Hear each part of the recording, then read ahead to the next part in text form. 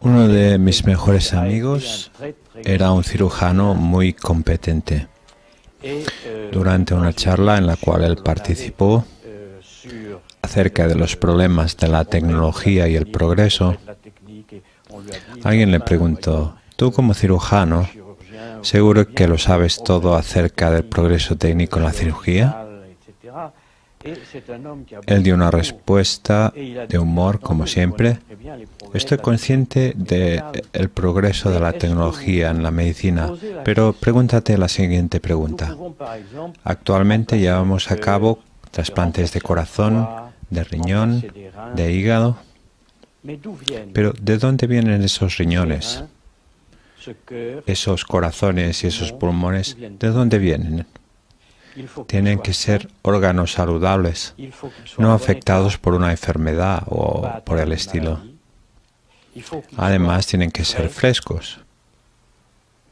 De hecho, solo hay una fuente: los accidentes de tráfico.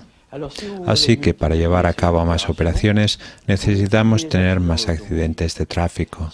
Si hacemos el tráfico más seguro, tendremos menos de estas operaciones maravillosas para llevar a cabo». Por supuesto, todo el mundo se quedó bastante asombrado y chocado. También era muy divertido, pero era una pregunta real. Tecnología con T mayúscula no es una cosa concreta como una máquina o electricidad. El fenómeno técnico se ha convertido en un fenómeno desvinculado de la máquina. Una de las ilusiones que alguien trata de hacer tragar a la gente de hoy día es hacerles creer que la tecnología les hace más libres. Si tú usas los suficientes medios técnicos, serás más libre. ¿Libre para qué? Libre para comer cosas más buenas, es verdad, si tienes dinero, ese es el caso. Libre para comprar un coche, de modo que puedes viajar. Tú puedes ir al otro lado del mundo si quieres. Haz de ti. ¿Ves? Entonces la tecnología trae libertad. Podemos adquirir conocimiento por todo el mundo, eso es fantástico. Así que un mundo de libertad está abierto a nosotros.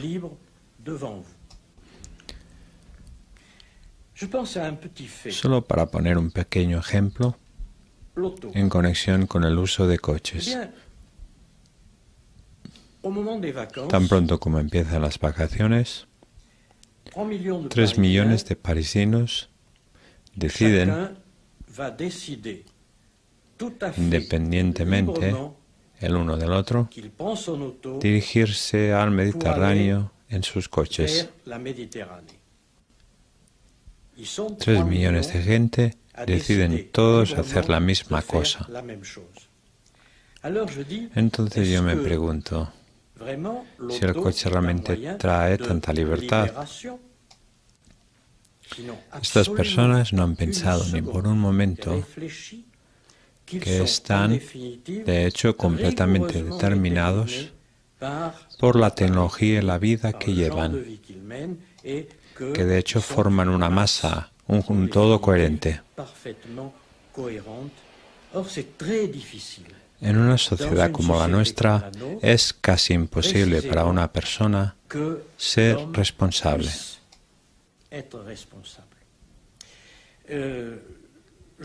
Un ejemplo simple. Una presa ha sido construida en algún lugar y se rompe.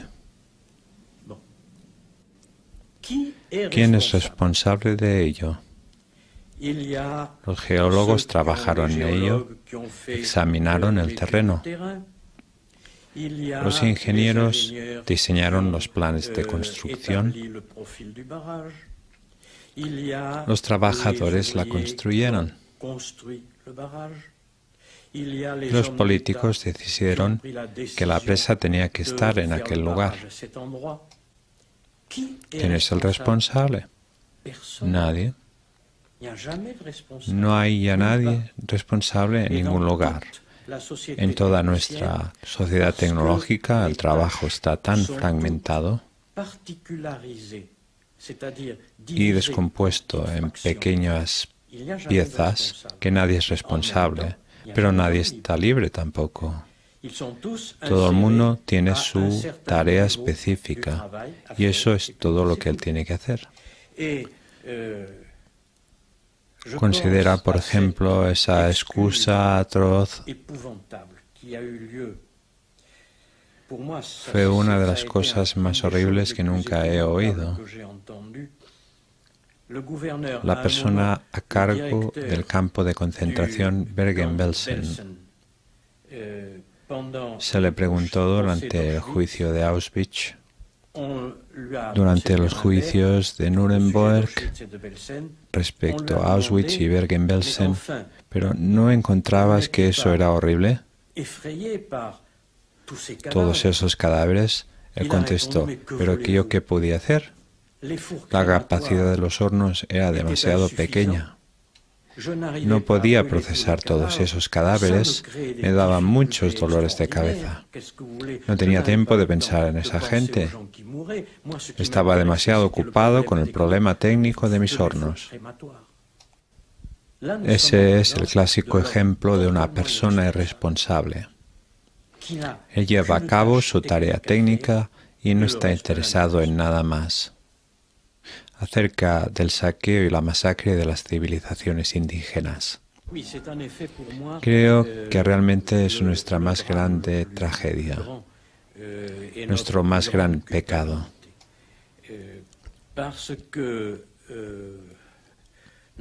Entramos en aquellas sociedades con la idea de que aquella gente eran salvajes, que casi no eran humanos.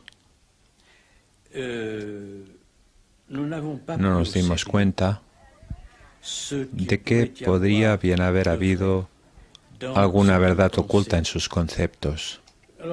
Dos ejemplos. Para empezar, teníamos la impresión de que usamos todas las riquezas de aquellos países, pero principalmente desde nuestro punto de vista industrial. Así que destruimos la agricultura tradicional y la reemplazamos con lo que llamamos agricultura industrial, es decir, cacahuetes para hacer aceite, semillas de cacao, azúcar de caña, etc. Y al mismo tiempo forzamos a los miembros de aquellas sociedades a obedecer a sus conquistadores,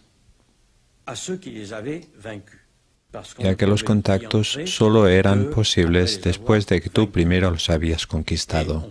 Y siempre ganábamos porque estábamos mucho más avanzados tecnológicamente. Muchas cosas fundamentales fueron destruidas en ese tiempo, cosas que son necesarias para poder vivir. ¿De dónde venimos? ¿Cuál es el sentido de la vida? Esa gente había encontrado una respuesta a estas preguntas y no teníamos el derecho de destruir esa respuesta. Destruimos sus estructuras sociales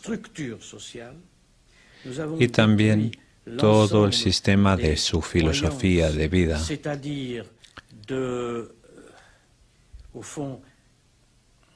Su concepto del mundo y del universo.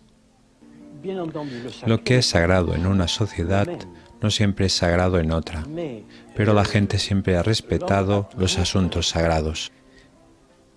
Y si había una fuerza que destruía aquellas cuestiones sagradas, aquellos elementos considerados sagrados en una sociedad determinada, entonces esta nueva fuerza era reverenciada y respetada por la gente, ya que era claramente más fuerte.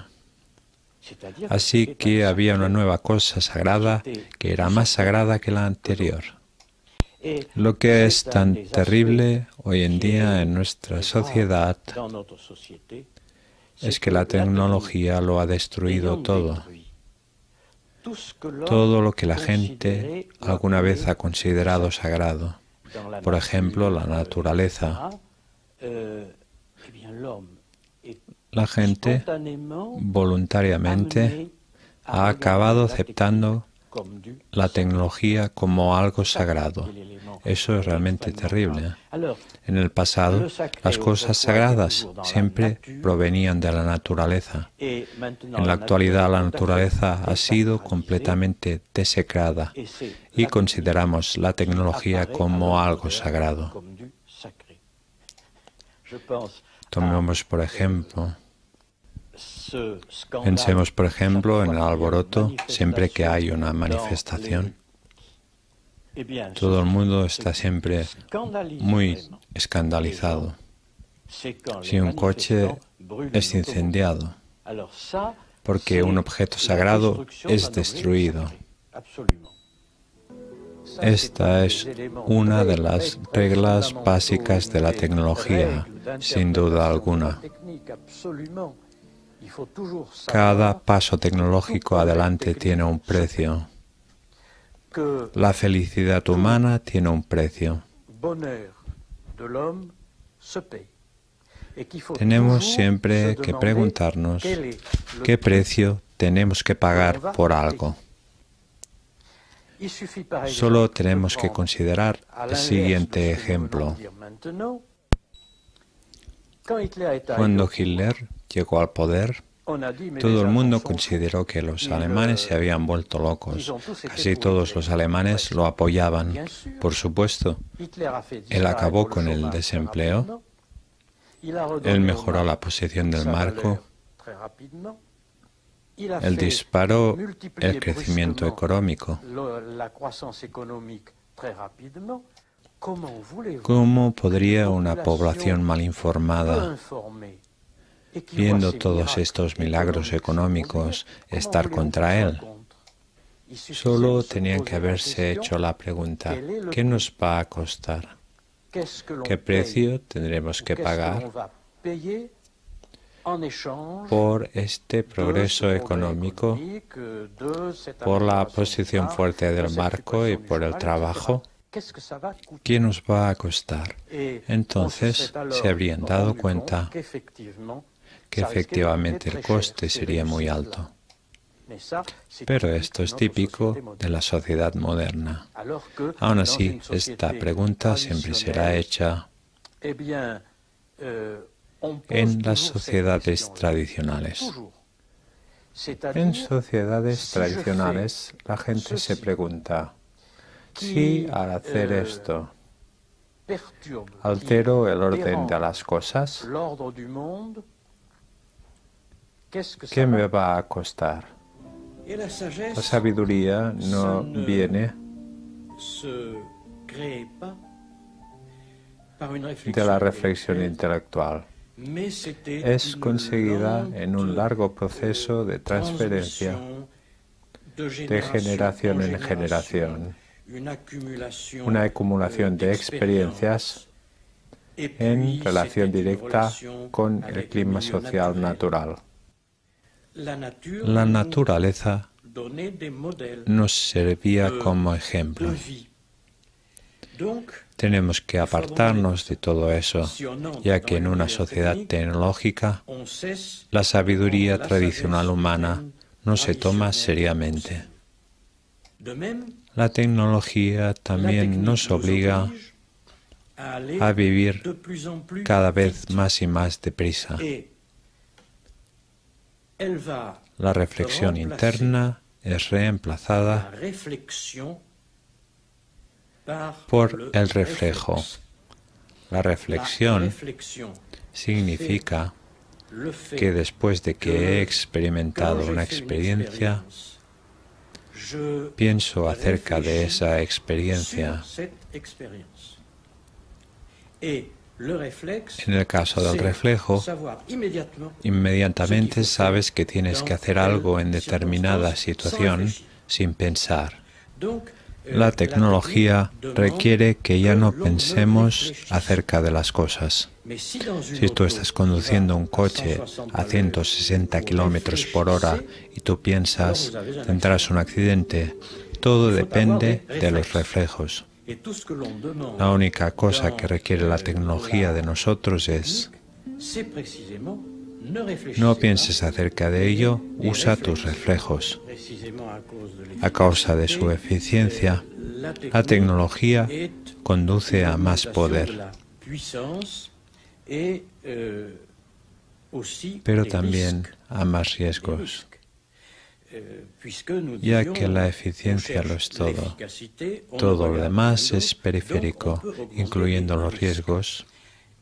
Por tanto, pero en el caso de más poder y más grandes riesgos, la gente misma también tiene que cambiar. Ellos tienen que ser suficientemente independientes para controlar ese poder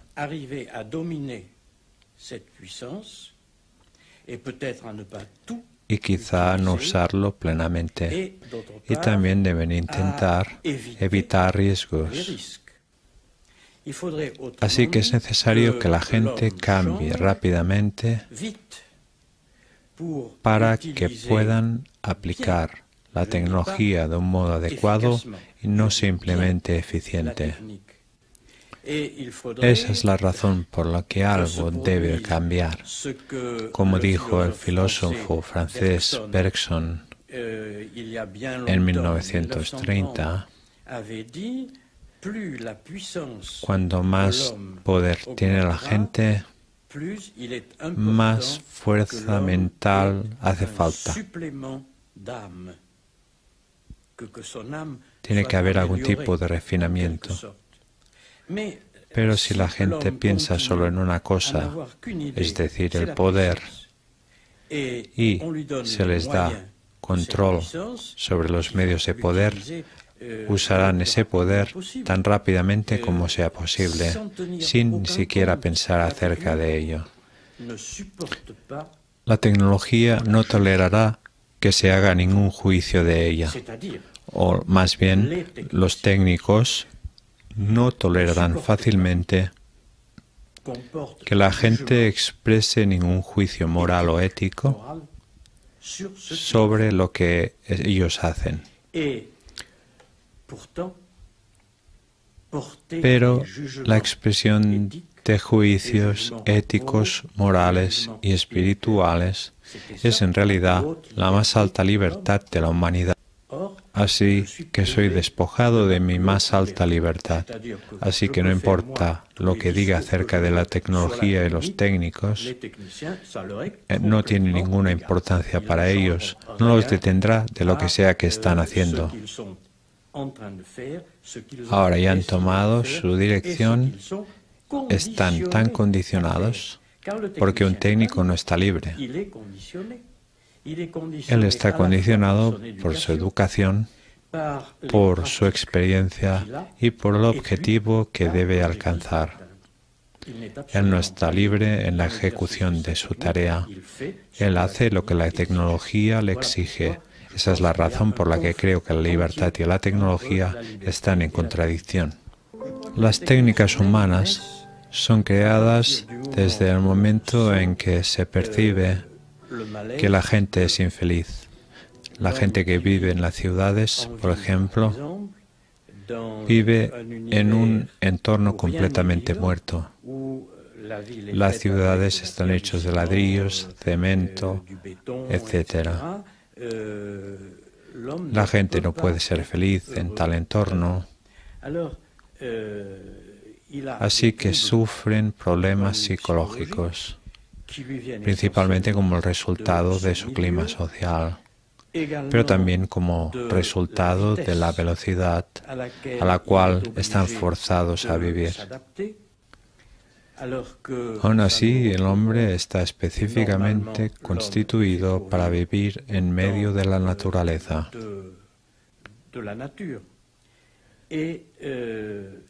Así que el hombre se enferma mentalmente y para ese alivio de esas enfermedades psicológicas está la técnica humana del mismo modo que está la técnica médica. Pero la técnica humana tiene que permitir que el hombre viva en un entorno antinatural, como en el caso de un buceador. Los buceadores tienen un traje de buzo y bombonas de oxígeno para sobrevivir en un entorno anormal. La técnica humana funciona del mismo modo. Conozco a mucha gente que le gusta ver los anuncios de televisión porque son tan divertidos. Les aportan relajación y diversión. La gente llega a casa después de un día del trabajo, del cual ellos sacan poca satisfacción y sienten la necesidad de diversión y entretenimiento. La palabra diversión en sí misma ya es muy significativa. Cuando Pascal utiliza la palabra diversión, él quiere decir que la gente que sigue el camino de Dios se desvía de ese camino que los conduce a Dios como resultado de una diversión y del entretenimiento. En lugar de pensar en Dios, ahora se entretienen a ellos mismos. En lugar de pensar acerca de los problemas que ha creado la técnica en nuestro trabajo, queremos entretenernos. Y ese entretenimiento nos es ofrecido por medios técnicos,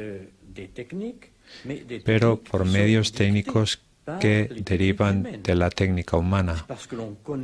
Como se sabe que la gente se siente de ciertas maneras en ciertas situaciones, por ejemplo, en una situación laboral, a la gente se le ofrece la diversión que debe servir como compensación. La era mediática es también la era de la soledad. Eso es un hecho muy importante. También podemos ver esto en los jóvenes. En 1953 tuvimos los así llamados rebeldes sin causa,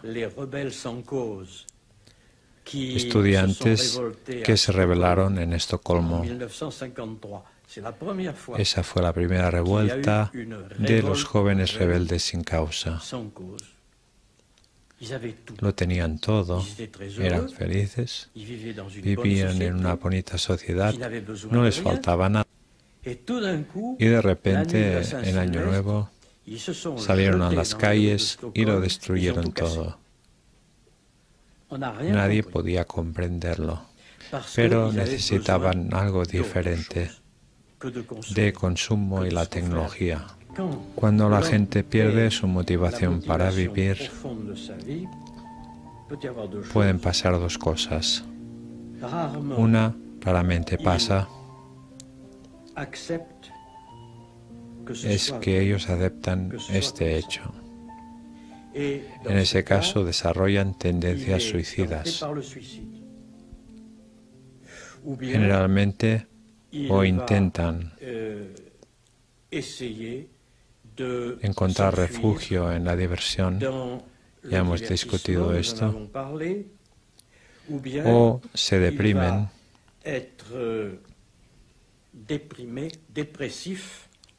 y empiezan a tragarse medicinas. Así que si la gente se hace consciente de su situación, ellos reaccionan como generalmente sucede en una sociedad occidental. Ellos se deprimen y pierden sus ánimos. Así que ellos no piensan acerca de su situación y simplemente continúan. Ellos conducen más y más deprisa, no importa dónde, siempre que sea rápido. Actualmente, como consecuencia del mundo técnico, ahora tenemos un mundo en el cual la situación de la humanidad ha cambiado totalmente. Lo que quiero decir es, la humanidad en el mundo técnico está preparada para abandonar su independencia a cambio de todo tipo de facilidades y a cambio de productos de consumo y cierta seguridad. En resumen, a cambio de un paquete de provisiones de bienestar ofrecidas a él por la sociedad. Mientras pensaba acerca de esto, no podía dejar de recordar la historia en la Biblia acerca de Esaú y el caldo de lentejas. Esaú, que está hambriento, está dispuesto a abandonar las bendiciones y las promesas de Dios a cambio de algún caldo de lentejas. Del mismo modo, la gente moderna está dispuesta a abandonar su independencia a cambio de algunas lentejas tecnológicas. La cuestión es simplemente que Esaú hizo un intercambio extremadamente desfavorable y que la persona que abandona su posición de independencia se deja engañar terriblemente también por la sociedad tecnológica. Todo se reduce al hecho de que él abandona su independencia a cambio de un número de mentiras. Él no se da cuenta de que ha sido manipulado en su elección. Es decir, él es modificado internamente por anuncios, por los medios, etc. Y cuando te das cuenta de que el manipulador, el autor de los anuncios de propaganda, es en sí mismo manipulado, entonces tú no puedes señalar al culpable. No es ni el publicista ni el público. Todos somos responsables en la misma medida. Desde el principio he sido fuertemente criticado. En los Estados Unidos, por ejemplo, por presuntamente ser un calvinista, y un calvinista es pesimista, etc. Pero no soy en absoluto un calvinista. Ellos no han comprendido nada de mi teología, pero eso no importa. Lo que sí importa es que el pesimismo en una sociedad como la nuestra puede conducir solo al suicidio. Esta es la razón por la que tienes que ser optimista. Tienes que pasar tus vacaciones en Disneylandia. Entonces tú eres un optimista de verdad, con todo lo que ves allí. Ya no tienes que pensar en ninguna otra cosa. En otras palabras, aquellos que me acusan de pesimismo, lo que me están diciendo de hecho es: tú impides que la gente sean capaces de dormir en paz. Así que deja que todo siga su curso y nunca interfieras. Y ve y duerme en paz y todo acabará bien. Ciertamente no querría que mis palabras fueran demasiado pesimistas e inaccesibles. Me gustaría explicar que la gente todavía un poco, fíjate que digo un poco, todavía tienen necesidades humanas y todavía son capaces de sentir amor y compasión y sentimientos de amistad. La pregunta ahora es si la gente están dispuestos o no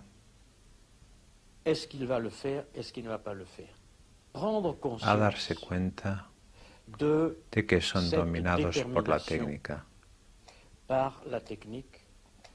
y darse cuenta que la técnica los oprime, los fuerza a tomar ciertas obligaciones y los condiciona.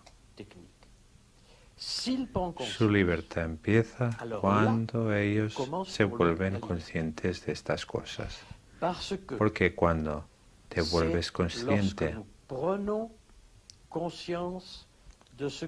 de aquello que determina tu vida, consigues el más alto grado de libertad.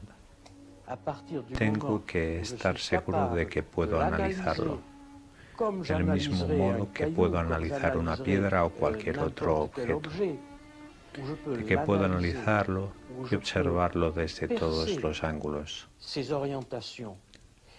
Tan pronto como puedo desmontar este sistema tecnológico completo en sus componentes más pequeños, mi libertad empieza.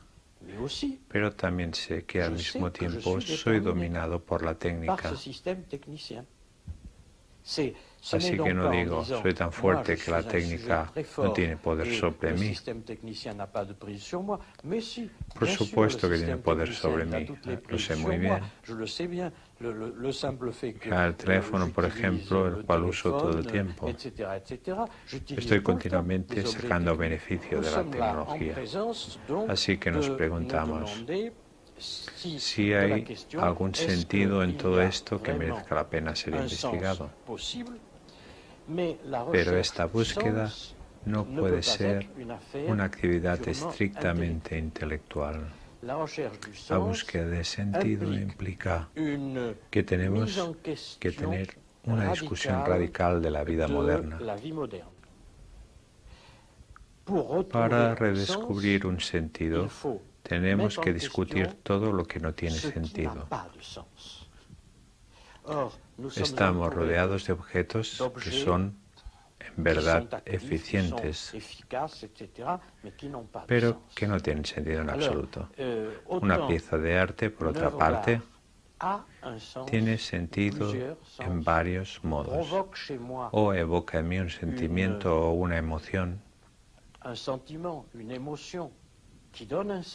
y de aquí mi vida adquiere sentido. Esto no es el caso con un producto técnico. Y por otra parte, tenemos la obligación de redescubrir ciertas verdades fundamentales, las cuales han desaparecido por razón de la tecnología. Podemos llamar a estas verdades valores importantes, valores reales, los cuales aseguran que la gente experimente su vida como teniendo sentido. En otras palabras, a partir del momento en que pienso que la situación es realmente peligrosa, que ya no puedo apañármelas más por medios puramente tecnológicos, entonces tengo que emplear todas mis capacidades humanas e intelectuales y todas mis relaciones con los demás para crear un contraequilibrio. Esto significa que cuando pienso que una amenaza se cierne,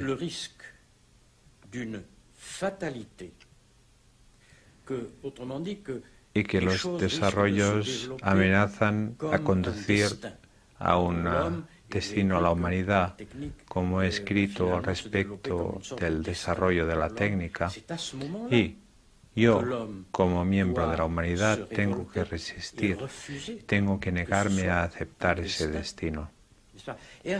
Y en ese momento acabamos haciendo lo que la humanidad siempre ha hecho, en el momento en que el destino amenaza. Solo piensa en todas esas tragedias griegas en las cuales la humanidad planta cara al destino y dice, No, quiero que la humanidad sobreviva y quiero que la libertad sobreviva. En tal momento tienes que continuar albergando esperanza, pero no la esperanza de que conseguirás una victoria rápida, e incluso menos la esperanza de que afrontaremos un combate fácil.